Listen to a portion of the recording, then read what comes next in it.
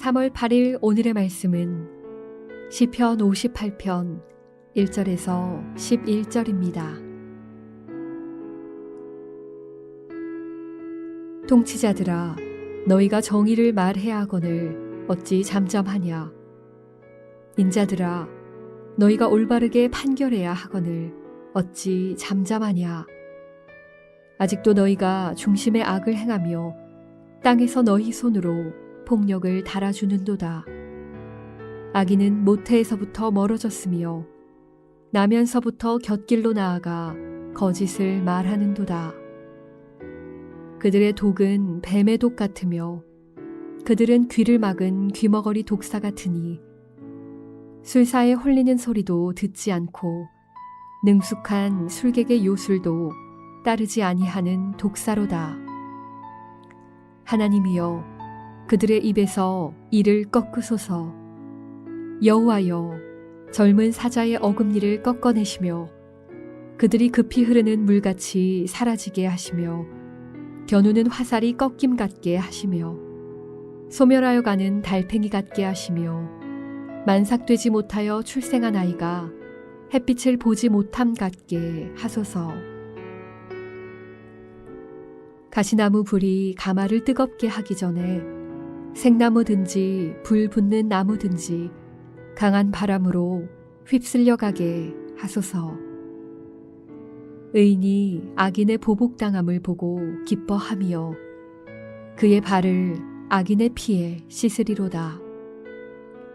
그때에 사람의 말이 진실로 의인에게 갚음이 있고 진실로 땅에서 심판하시는 하나님이 계시다 하리로다. 말씀과 함께하는 풍성한 월요일입니다. 시편 58편은 표제의 역사적인 배경이 설명되어 있지는 않지만 이 시 역시 다윗의 시임을 가르쳐 줍니다. 오늘도 다윗의 시를 통해 우리는 어떤 기도를 배울 수 있을까요? 기도는 자신이 처한 상황을 두고 드릴 수도 있지만 세상을 바라보며 할 수도 있습니다.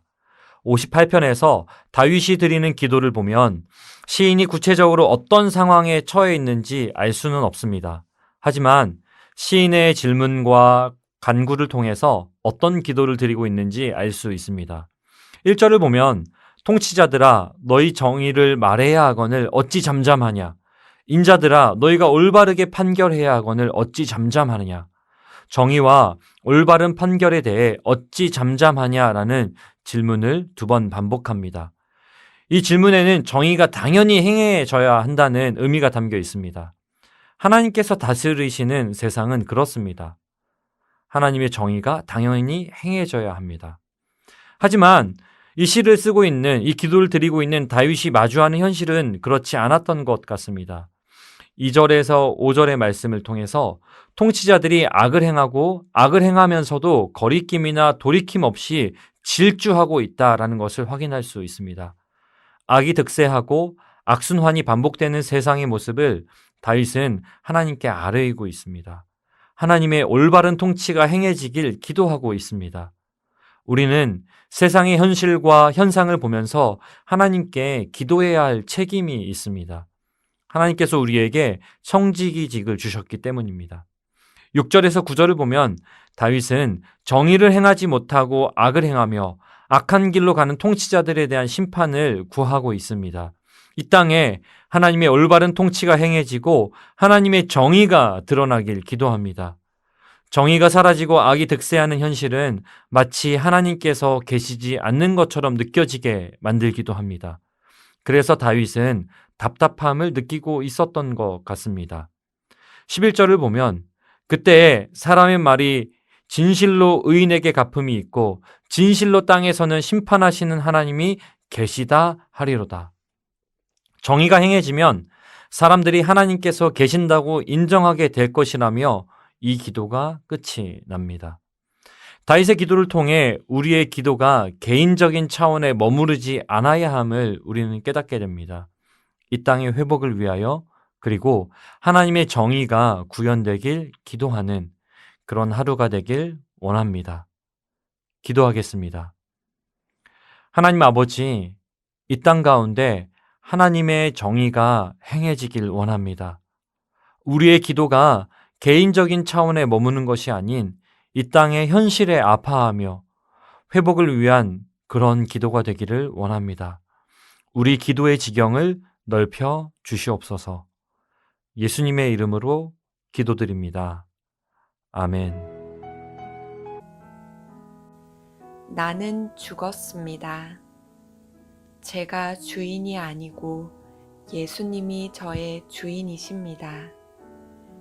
예수님은 십자가에서 죽으시고 부활하셨습니다. 부활하신 예수님을 가슴으로 만나서 따라가며 간증합니다. 사랑하는 가족과 함께 영광스런 승리를 노래합니다. 나는 죽었습니다. 제가 주인이 아니고 예수님이 저의 주인이십니다. 예수님은 십자가에서 죽으시고 부활하셨습니다. 부활하신 예수님을 가슴으로 만나서 따라가며 간증합니다. 사랑하는 가족과 함께 영광스런 승리를 노래합니다. 나는 죽었습니다.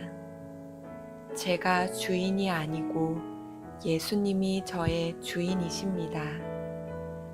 예수님은 십자가에서 죽으시고 부활하셨습니다. 부활하신 예수님을 가슴으로 만나서 따라가며 간증합니다. 사랑하는 가족과 함께 영광스런 승리를 노래합니다. 나는 죽었습니다. 제가 주인이 아니고 예수님이 저의 주인이십니다. 예수님은 십자가에서 죽으시고 부활하셨습니다. 부활하신 예수님을 가슴으로 만나서 따라가며 간증합니다.